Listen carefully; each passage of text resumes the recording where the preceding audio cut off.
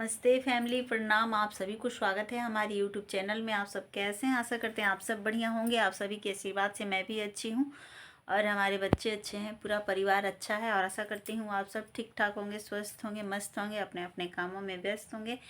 आज है खिचड़ी पर्व की ढेर सारी शुभकामना। साल का पहला त्यौहार है हमारे और हमारे पूरे परिवार की तरफ से, मेरे छोटे बच्चों की तरफ से आप सभी को शुभकामना। और बहुत जगह खिचड़ी तो आज ही मन रहा है, हम लोग के तरफ तो कल लोग कह रहे हैं, लेकिन मम्मी मेरी कहीं ये दोनों दिन तो खाना ही है, क्या करना है, कल भी खा लेंगे और आज भी खा लेंगे। तो हम लोग यहाँ तो आज भी दही चूड़ा खाएं और कल भी खाएंगे। और अब देखती हूँ, सुबह में सभी लोग हम लोग तो दही चूड़ा ही खाए हैं और शाम तक कुछ चावल अभी तो मैं नहीं बनाई हूँ। बस सुबह में आज सब्जी बना करके छोड़ दी थी, मम्मी बोली बस सब्जी बना के छोड़ दो, तो बस सब्जी बनाई हूँ। और आधी आबादी से वैसे पटना के तरफ तो लोग कुछ भी नहीं सुनते हैं, कहावत, बस 14 को ही खिचड़ी फिक्स है तो फिक्स है, 14 को ही खिचड़ी बनता है। तो हमारे मैके में 14 को आज ही खिचड़ी है और हम भी उधरी की हैं और हमारी मम्मी भी हैं उधरी की, पटना ही की तरफ के दोनों लोग हैं।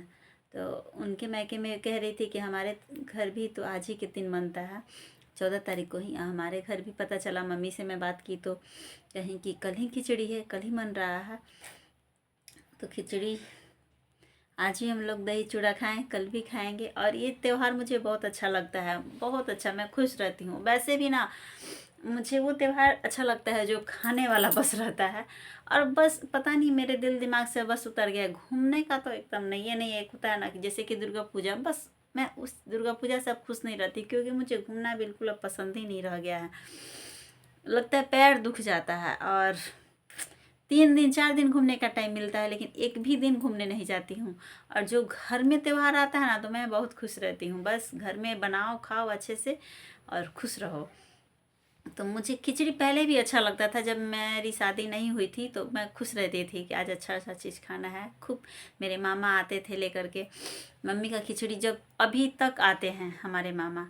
और उधर थोड़ा सा ज़्यादा ही रीति रिवाज है, जब पटना की तरफ ना लड़की लोग कितना दिन भी शादी किए हो जाता है, लेकिन खिचड़ी मैके से आता है तो मेरे मामा लेकर आते थे और हम लोग बहुत खुश रहते थे।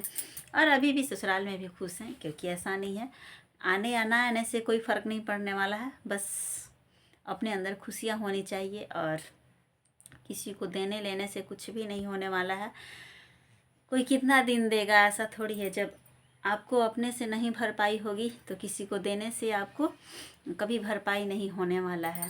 कहा जाता है ना कि आप अपने बल पे खड़ा रहो।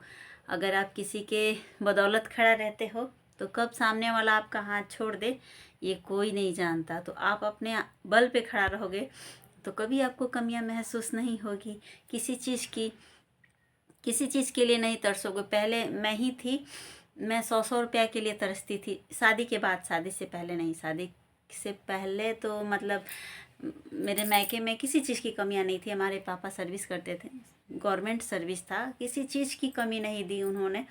अच्छा पढ़ाया, अच्छा लिखाया, अच्छे मतलब कि हर कुछ शौक सपना सब कुछ पूरा हुआ।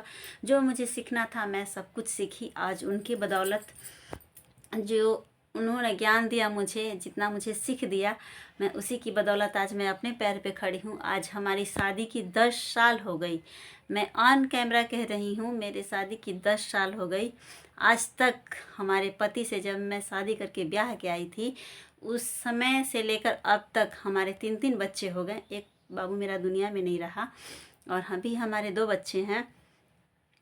मैं आज तक मैं अपने पति से 100 रुपया तक नहीं ली हूँ और पता नहीं कितना 100 उनको दे चुकी हूँ, ये नहीं पता।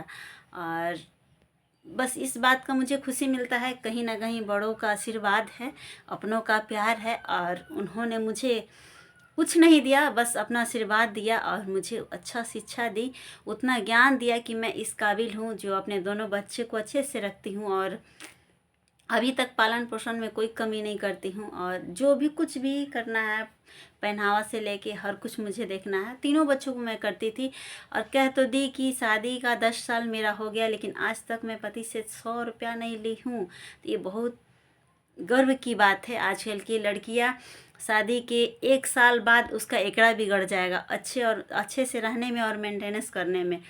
क्योंकि पहनावा ओढ़ावा कितना ससुराल से मिलता है, कितना घर वाले उसको देते हैं, कितना मायके से मिलता है। जब आप अपने तरफ से निर्भर नहीं है तो समझ लीजिए कि अगर हाँ आपको पति दे रहा है तब तो ठीक है, आपका भरपाई हो जा रहा है, लेकिन फिर भी पति से आपको हाथ फैलाना पड़ेगा। ये जी हमको ये खरीदना है, ये जी हमको वो खरीदना, हमको ये साड़ी लेना, हमको ये गहना लेना है।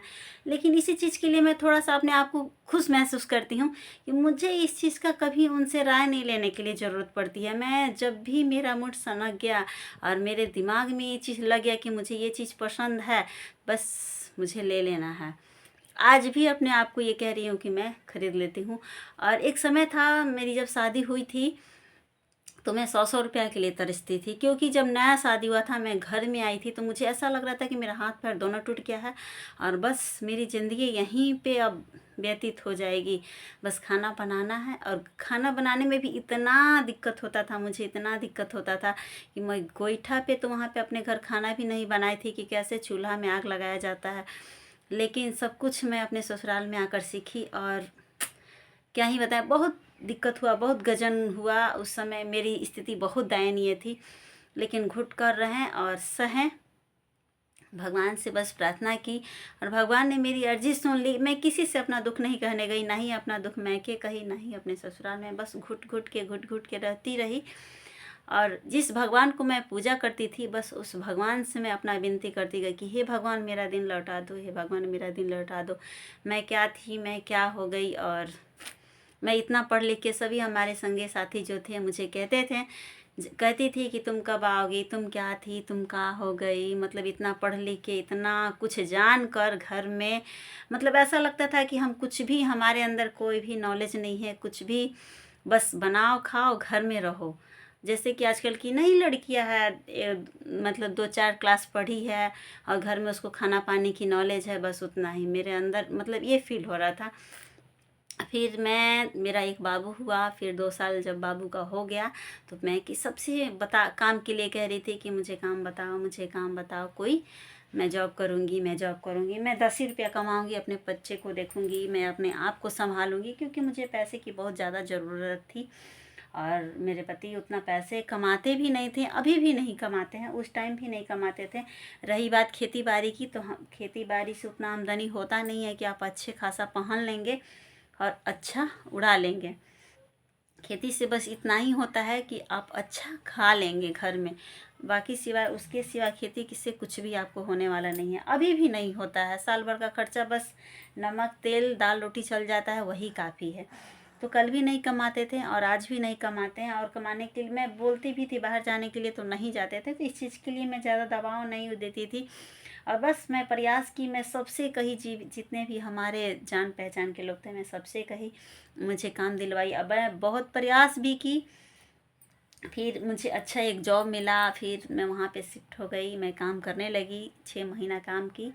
और कहा जाता है ना कि जब आप किसी चीज़ में लग जाएंगे तो काम कितना भी हार्ड हो लेकिन इजी हो जाता है। उस टाइम मैं 2.5 साल का बाबू को छोड़ के सुबह में 7 बजे वाले बस से यहाँ से चली जाती थी, 7:30 बजे, और उधर से 6 बजे वाला बस से मैं आ जाती थी गांव। 6 महीना ऐसे ही अप डाउन करती रही, क्योंकि उस समय पैसा भी मुझे ज़्यादा नहीं मिलता था, कम ही पैसा मिलता था।